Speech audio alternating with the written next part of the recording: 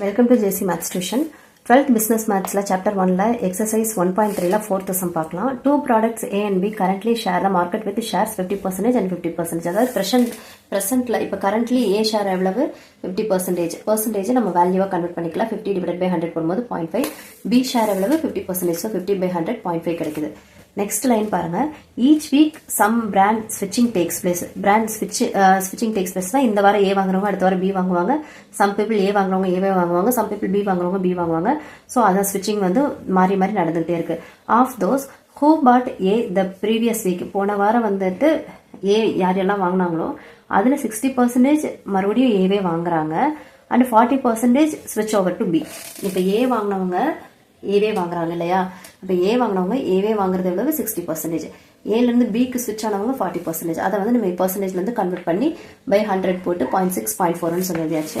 Next வந்து of those who bought B the previous week 80% buy it again whereas 20% switch over to A. பாருங்க B வாங்குனவங்க B the previous week 80% buy it again 80% மறுபடியும் BA வாங்குறாங்க. B வாங்குனவங்க போன வாரம் இந்த வாரமும் BA வாங்குறாங்க 80%. 0.8 வரும் வேல்யூ. இதுல ஏக்கு ஸ்விட்ச் ஓவர் ஆனது 20%. அப்ப 20 by 100. Find their shares after 1 week and after 2 weeks. 1 week கழிச்சு அதோட ஷேர் எவ்வளவு இருக்கு? பிரசன்ட் ஷேர் கொடுத்திருக்காங்க. அதை வச்சு 1 week கழிச்சு எவ்வளவு? 1 weekல வர்ற ஆன்சரை வச்சு 2 weekல எவ்வளவுன்னு சொல்லி கண்டுபிடிப்போம். If the price war continues when it's equilibrium reached. இந்த ஈக்குவேஷன் போட்டு கண்டுபிடிக்கல ஈக்குலிபிரியம் அதுவும் நம்மள கண்டுபிடிக்க சொல்லிருக்காங்க. சோ ஃபர்ஸ்ட் வந்து இந்த क्वेश्चनல இருந்து எக்ஸ்ட்ராக்ட் பண்ணி நம்ம ஃபில்டர் பண்ணிட்டு நமக்கு என்னென்னலாம் தேவையோ அதெல்லாம் எழுதிட்டோம். நெக்ஸ்ட் வந்து டிரான்சிஷன் மேட்ரிக்ஸ் எழுதணும் இத வச்சிட்டு. அதாவது AB தான இருக்கு. சோ AB இங்கேயும் AB. இப்போ நமக்கு தெரியும். நான் இங்க இது எழுதுனதுனால உங்களுக்கு ஈஸியா இருக்கு. A to A 60% 0.6. அப்ப A to A ஏவும் ஏவும் மீட் பண்ற இடம் இங்க 0.6. அடுத்து A to B 0.4. ஏவும் பியும் மீட் பண்ற இடம் இங்க 0.4. B B பியும் பியும் எங்க இருக்கு? B இங்க இருக்கு, இந்த B இங்க இருக்கு. சோ இது வந்து 0.8. அடுத்து B to A B A வந்து எவ்வளவு வருது? 0.2. இதான் நம்மளோட டிரான்சிஷன் மேட்ரிக்ஸ். இதுக்கு அப்புறமா நம்ம ஆஃப்டர் 1 வீக் போடணும். ஆஃப்டர் 1 வீக் டிரான்சிஷன் என்ன ஆகுதுன்னு பார்ப்போம். ஆஃப்டர் 1 வீக் நம்ம டிரான்சிஷன் மேட்ரிக்ஸ் எப்படி? AB matrix transition is equal to ABA வரும். இதுதான் நம்மளோட transition matrix ஓட ஃபார்முலா.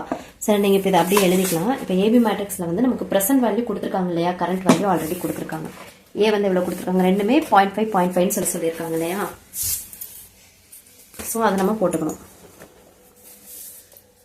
0.5 0.5. transition matrix நம்ம இப்பதான் எழுதணும். 0.6 0.4 0.2 0.8.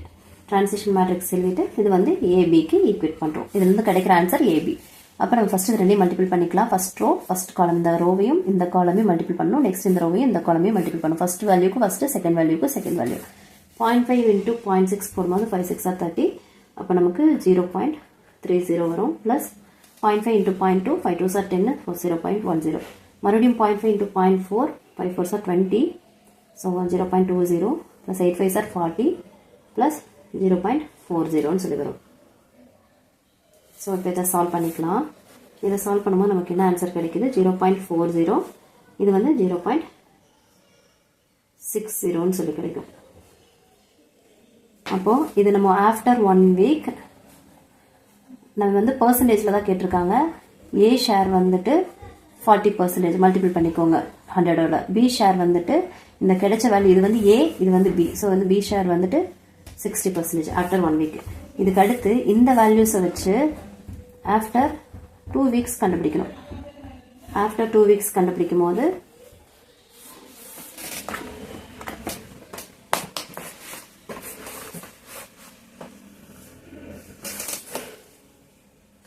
அதேதான்.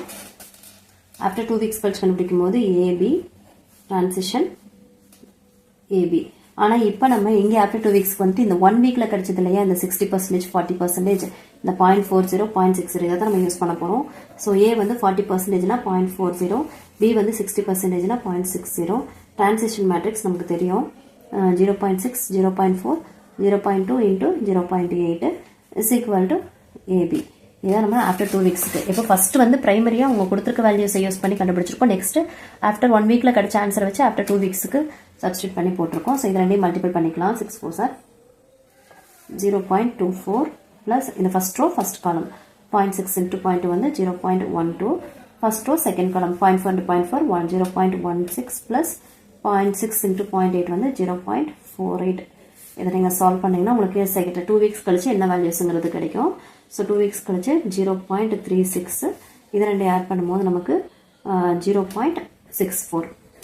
இதுதான் வந்துட்டு ஆஃப்டர் 2 வீக்ஸ் கழிச்சு ஏ ஷேரோட வேல்யூ வந்து எவ்வளோனா 0.36 இன்டூ 100 பண்ணும்போது நமக்கு 36% கிடைக்கும். பர்சன்டேஜ் எழுதும்போது ஆஃப்டர் 2 வீக்ஸ் பி ஷேர் வந்துட்டு எவ்வளோ கிடைக்குன்னா 64% கிடைக்கும்.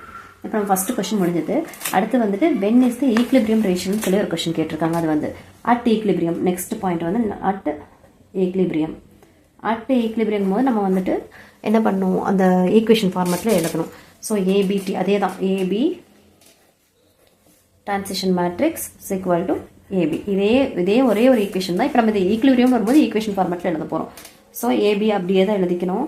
டிரான்சிஷன் மேட்ரிக்ஸ் வந்து எழுதிக்கலாம் 0.6 0.4 0.2 0.8 இஸ் ஈக்குவல் டு ஏபின்னு சொல்லி எழுதிக்கலாம். இப்போ இதில் ஏதாவது ஒன்று கண்டுபிடிச்சோம்னா போதும், ஏதாவது ஒரு ஈக்குவேஷன் கண்டுபிடிச்சா போதும், பியும் கண்டுபிடிச்சிடலாம். ஸோ ஃபர்ஸ்ட் ஒரு ஈக்குவேஷன் ஏ இன்ட்டு 0.6 ஒரு ரோ ஒரு காலம் மட்டும் பண்ணாலே போதும். A into 0.6a plus 0.2 into b 0.2b is equal to a. First value தானே கண்டுபிடிக்கிறோம். ஸோ இது இஸ் ஈக்குவல் டு ஏன்னு சொல்லி ஈக்குவேஷன் கண்டுபிடிச்சாச்சு. நமக்கு தெரியும் a அதாவது a plus b is equal to 1. நம்ம ஏதாவது ஒரு வேல்யூவாக மாற்றிக்கணும். இப்போ எல்லாமே ஏவா மாற்றிடலாம், ஏன்னா 2 a இருக்குது ஒரு b தான் இருக்குது. So b is equal to 1 minus a. இதை கொண்டு போய் இங்கே சப்ஸ்டியூட் பண்ண போகிறோம்.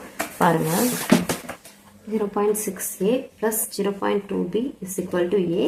இப்போ நம்ம bங்கிற இடத்துல வந்துட்டு 1 minus aங்கிறத சப்ஸ்டியூட் பண்ணுவோம். அப்போ 0.6a plus 0.2 into 1 minus a is equal to a. இப்போ எல்லாமே ஒரே வேல்யூ ஆயிடுச்சுன்னா நமக்கு வந்து இது எல்லாமே ஒரே வேல்யூ ஆகணும். அதுக்காக தான் நம்ம இந்த ஸ்டெப்பே பண்ணுறோம்.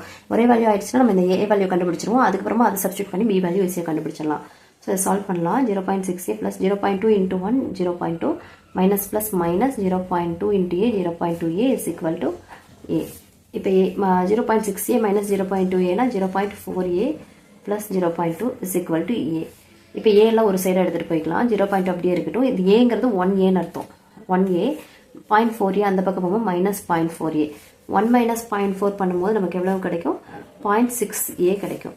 அப்போ a is equal to 0.2. இங்கே இருக்கிறது மல்டிப்ளிகேஷனில் இருக்கிறது டிவிஷனில் வரும்போது 0.6ன்னு சொல்லி வரும். ஸோ இதை நம்ம சால்வ் பண்ணும்போது நமக்கு a is equal to 0.3 சொல்லி கிடைக்கும். Sorry, a is equal to 0.33ன்னு சொல்லி கிடைக்கும். கால்குலேட்டர் போகும்போது 0.33 கிடைக்குது. இப்போ நம்ம b வேல்யூ கண்டுபிடிக்கும் போது 1 மைனஸ் a தான். இந்த ஃபார்முலா இதை நம்ம சப்ஸ்டியூட் பண்ணலையா, அதில் போடும்போது b வேல்யூ கிடைச்சிடும். 1 மைனஸ் 0.33 போடும்போது நமக்கு b வேல்யூ வந்து 0.67 கிடைச்சிடும். அப்போ அட் ஈக்லிபிரியம் நீங்கள் இதை சால்வ் பண்ணி பார்க்கும்போது 100ஓட மல்டிபிள் பண்ணும்போது a is equal to 33%, b is equal to 67% ஒரு பர்சன்டேஜில் வேல்யூஸில் இதாக வரும். இதுதான் நம்மளோட ஃபைனல் ஆன்சர். இதோட நம்மளோட சாப்டர் 1 முடிஞ்சிருச்சு.